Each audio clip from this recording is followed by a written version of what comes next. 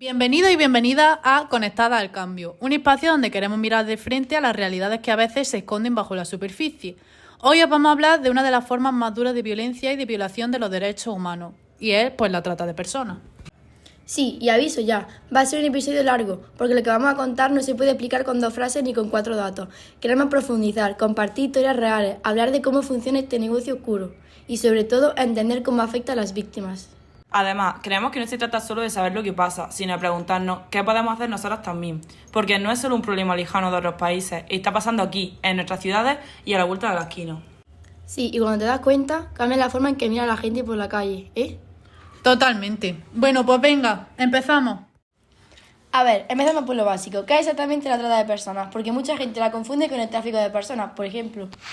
Sí, es verdad, aunque están relacionadas no son lo mismo. La trata implica siempre un fin de explotación. La definición más aceptada es la de Naciones Unidas, la captación, el transporte, el traslado, la acogida o la recepción de personas, recurriendo a la amenaza o al uso de la fuerza o otras formaciones de coacción, con fines de explotación.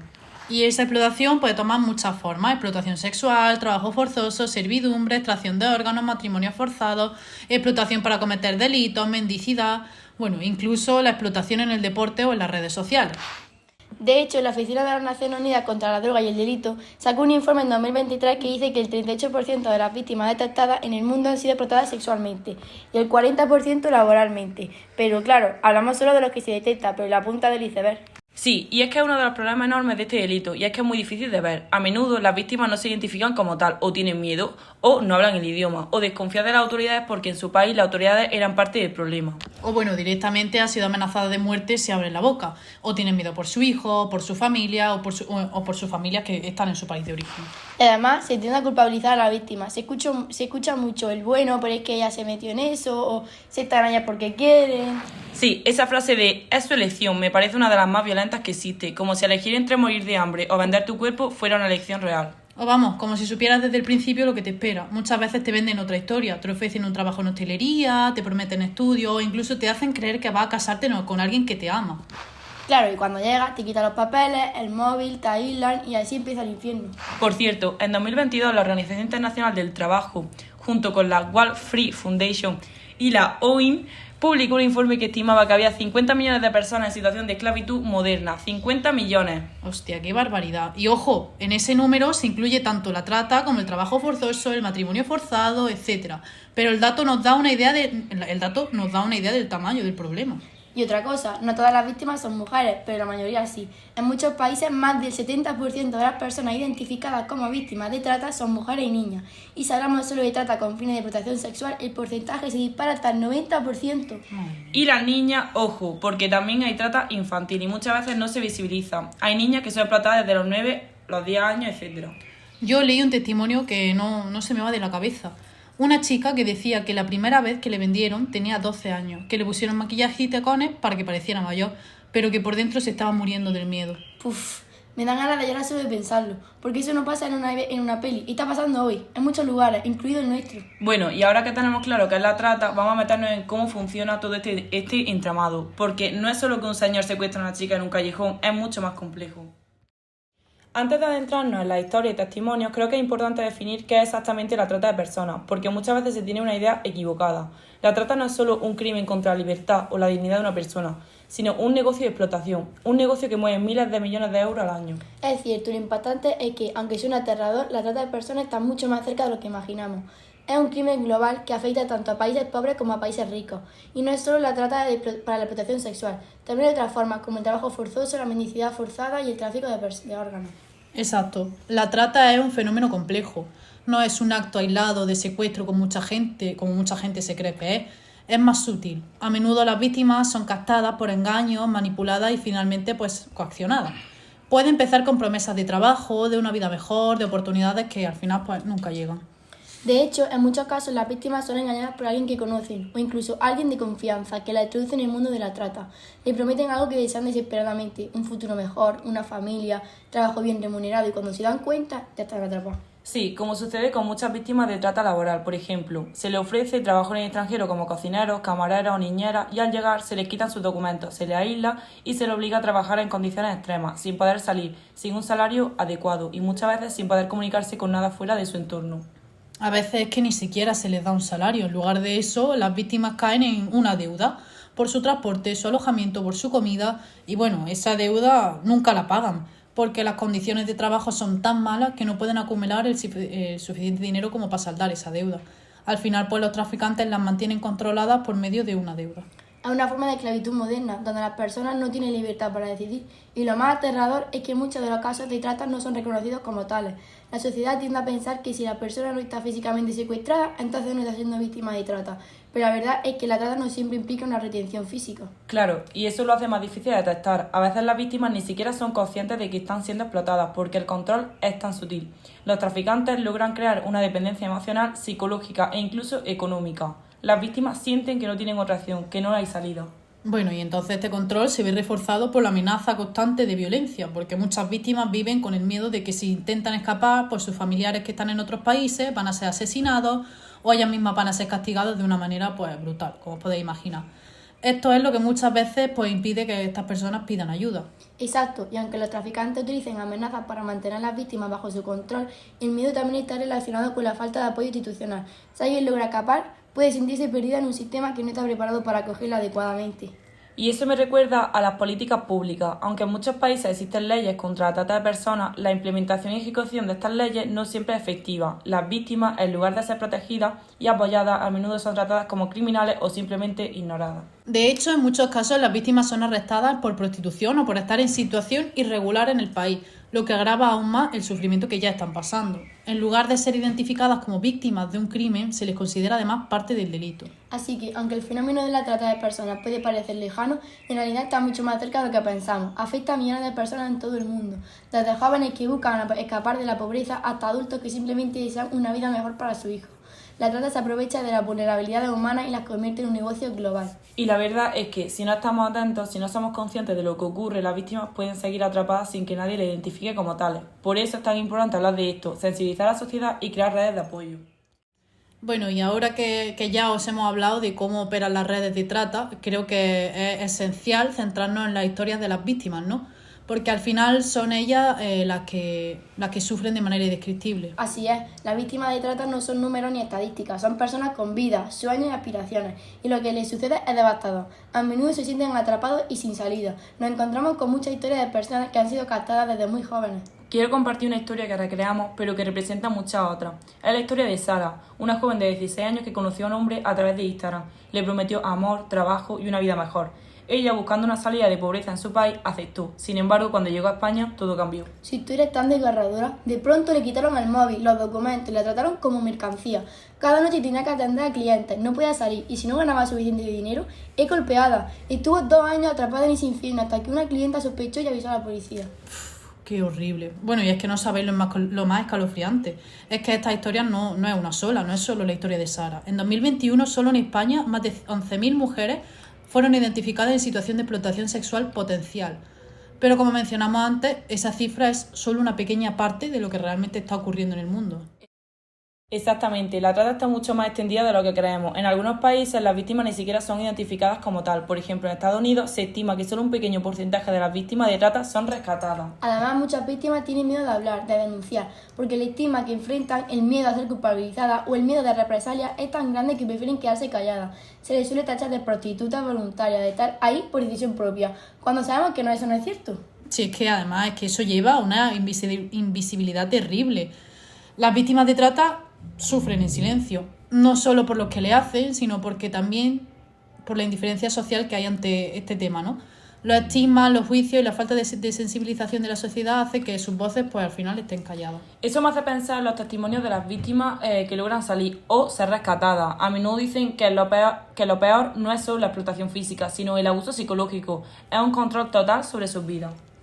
Y es la reintegración. Muchas de estas víctimas encuentran barreras sociales enormes. La sociedad no está preparada para acogerlas, para entender lo que han vivido. Y eso las hace aún más vulnerables porque no solo enfrentan su trauma, sino también la desconfianza social.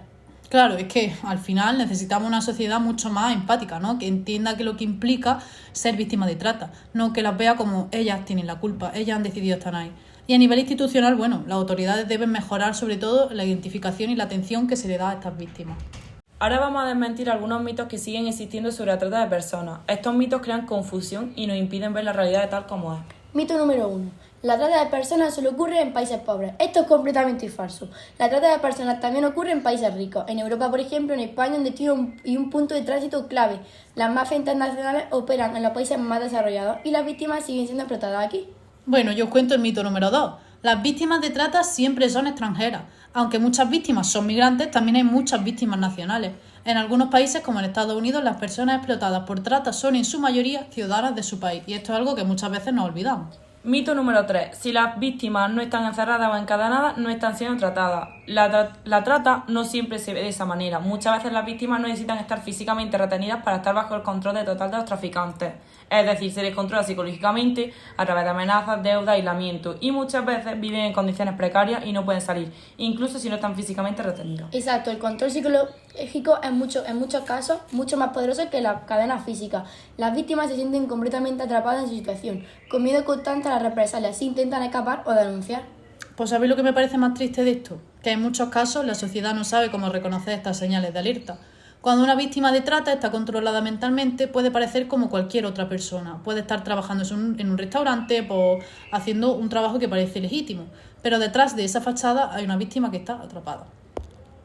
Ahora hablamos de cómo podemos identificar una posible víctima de trata. A menudo las señales no son tan evidentes, pero sí existen indicadores que nos pueden alertar.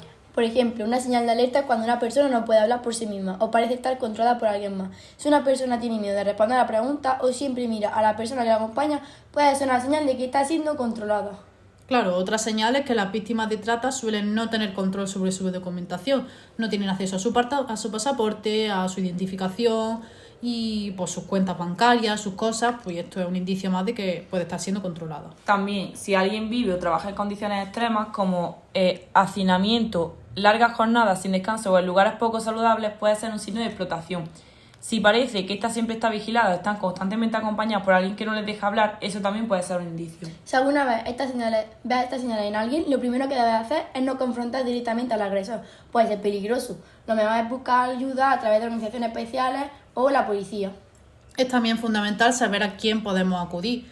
En España, por ejemplo, hay un número confidencial y gratuito, 910 50 90. Este es el número de la Policía Nacional para denunciar casos de trata de personas. Y también, si trabajan en el ámbito educativo, social o sanitario, estar formado es clave. Saber identificar estos casos puede salvar vidas. Las víctimas necesitan a alguien que las apoye y las proteja. En muchos casos, ese alguien eres tú. Bueno, por suerte, cada vez hay más organizaciones que están luchando contra este problema, ¿no? Contra la trata. Por ejemplo, en España tenemos las organizaciones PRAM, el Proyecto Esperanza y Fundación Cruz Blanca, que están dedicadas a esto, a la protección y recuperación de las víctimas de trata. Esas organizaciones proporcionan refugio, atención psicológica, acompañamiento legal y formación a las víctimas. Son fundamentales en el proceso de reintegración, pero necesitan el apoyo de todos nosotros. Y no solo en España, a nivel global hay muchas más iniciativas. Médicos del mundo, por ejemplo, trabajan en la identificación de víctimas y la atención de salud a las personas afectadas por la trata. Bueno, el problema es que, aunque existen leyes, la lucha con la trata sigue siendo desigual. Muchas veces las víctimas son criminalizadas o incluso deportadas en lugar de ser protegidas. La legislación tiene que avanzar y adaptarse a esta problemática tan compleja y tan actual. Necesitamos un enfoque más humano y menos punitivo. Las víctimas no pueden ser vistas como criminales, sino como personas que han sufrido una de las formas más extremas de violencia. Además, el sistema judicial no siempre está preparado para tratar estos casos de manera adecuada. Muchos tribunales no tienen la capacitación necesaria para atender la dinámica de la trata o el trauma de las víctimas. Es algo que tiene que cambiar. Bueno, y ahora, como parte de este episodio especial sobre la trata de personas, hemos querido incluir un testimonio diferente, una conversación, algo más íntimo, algo que nos permita entender cómo este delito también toca vidas que en principio no tienen nada que ver. Hoy estoy con Eva, que conoció de cerca a una mujer víctima de trata. No vamos a dar muchos detalles personales, por respeto, pero sí vamos a compartir la historia, lo que vivió y lo que supuso también para Eva. Eva, gracias por estar aquí. Gracias a ti, Ariadna. Es un tema duro pero necesario. Totalmente, si te parece empezamos por el principio. ¿Dónde y cómo conociste a esta persona? Pues mira, fue en el 2018 si no me equivoco. Yo trabajaba entonces como voluntaria en un centro de alfabetización para mujeres inmigrantes en Granada, en el barrio del Zaidí. Ah, el Zaidín, no sabía que hacía voluntariado allí. Sí, fue algo puntual. Bueno, duró unos meses, pero dejó huella. Allí conocí a muchas mujeres, la mayoría muy jóvenes, algunas recién llegadas, muchas con historias muy duras. Y entre ellas estaba ella. Vamos a llamarla Amina. Amina, vale. ¿Recuerdas cómo era? ¿Cómo se presentó? Sí, la primera vez que vino no hablaba nada de español, solo francés. Tenía una mirada, ¿cómo decirlo?, como apagada, como si no se fiara de nadie. Y me llamó la atención que aunque era muy guapa, se vestía con ropa ancha, se tapaba mucho y siempre miraba al suelo. ¿Y cómo llegaste a hablar? ¿Cómo se fue abriendo? Poco a poco. Al principio solo venía a clase y se sentaba en silencio, no participaba.